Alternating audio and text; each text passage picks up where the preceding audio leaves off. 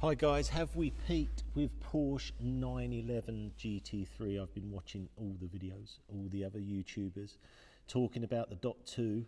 It's out now. This is just a Porsche video about the car and the history of the GT3. Now, the thing is, with every GT3, it normally gets better and better, and I've just got a feeling with the Dot 2, it could be one of the best in that touring version. I know there's been a lot of controversy saying that it's not a big enough upgrade and stuff, but looking at the ST, which I haven't driven, everyone's saying it's one of the best 911s ever. So if it's one of the best 911s ever and you take all the ST and RS parts to the GT3 spoilered version or touring version, surely it's going to be the best. So that's what this discussion is. It's open discussion. I really appreciate your comments. Let's go through it. Right, let's start right at the top of the tree. I've just got a feeling that this is peak 911 RS. I don't know where it goes from here, and I'll give you my reasoning on it. The 4 litres at its peak, 525 horsepower. It's set in times that only professional drivers can reach that level, and amateur drivers like myself will never get near that. It's always going to be one of the fastest cars at Nordschleife, and setting these times, but how much faster can it go? And I'll give you my reasoning. This wing now is absolutely huge. So the top speed of the car is being reduced all the time because it's now 184, and I think the GT3 was about 195, something like that. So it's coming down. Now when you have that, with all the regulation we've got, you are going to find that your MPG, all these emissions, that's a great photo, isn't it? All these emissions and everything else that you're trying to get to, you won't be able to get to with a bigger wing than that. And it looks like a cup car. So I just don't believe there's anywhere to go on RS. Okay, they're probably going to have to go hybrid and battery and all that, we know. So is this peak 911? I think so. I think this is it. The cutaways, unbelievable. The way this car looks, it's a race car. It's a race car. Where do we go from there? And you think, for me, being a petrol head, loving these modern classics and stuff, would I ever thought that I could buy a car which apparently is as fast in the corners as the race car?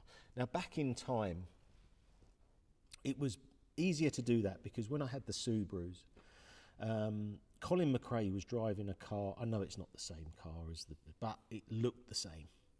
This looks like a cup car, and it's got the performance of a cup car. That's incredible. You put slick tyres on this, it's unbelievable.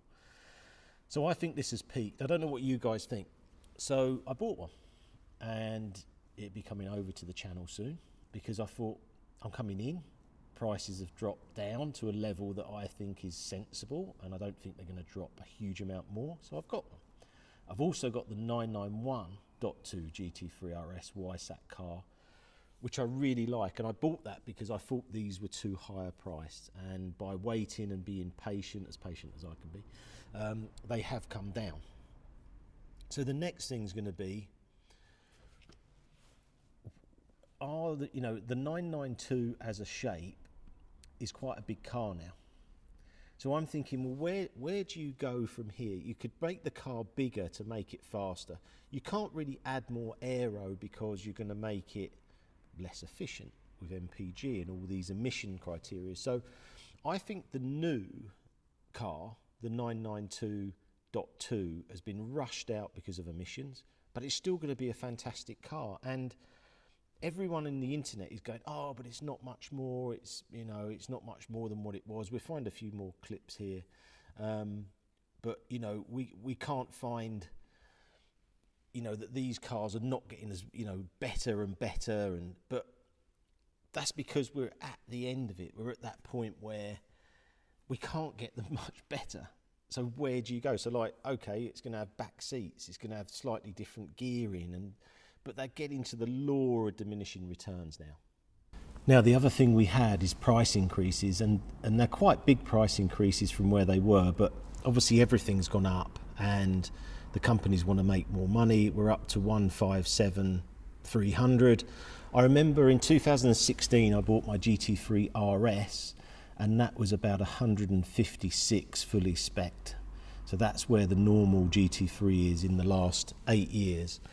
But I think this holds for values of the other cars now. I think they will hold up, because if you increase a car 15,000, 20,000 pound, and they've brought WISAC to the GT3, then obviously the other cars are holding their value, and that does seem the way. I think they dropped down and now they're starting to hold their money. So I've been looking at, personally, I was looking at 992 Tourings.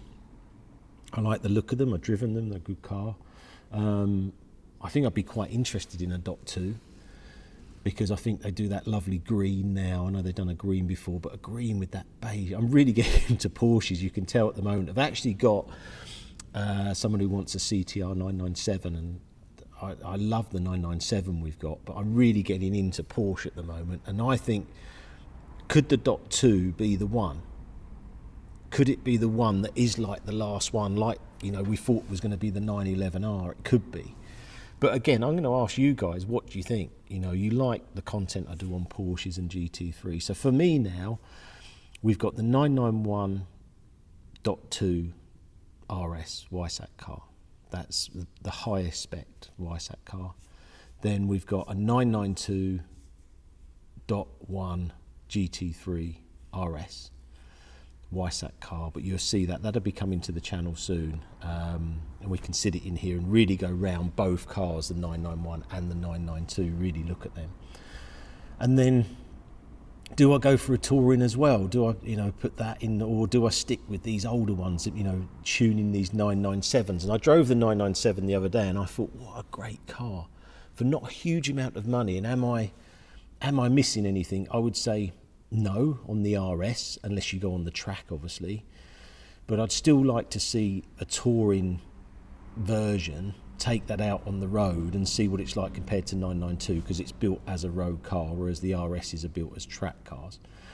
And even in the 992, I'm excited by it, but I'm only excited about the track, really. I think on the road it may be too much, but I haven't driven one. I'd like to drive it and then give my feedback. So I don't know what you guys think. I've watched loads of videos on the 992.2 and everyone's a bit disappointed, but I don't know. I think if they've taken a lot of ST and RS parts and those cars are so good, surely you're getting a bargain ST in the Touring, maybe a bargain a sort of RS if you get a WISAC GT3. So it'd be interesting to see, but as I say, Porsche don't normally get it wrong, but you're in this game of, you know, you're at the end, is the marginal gain is so small now.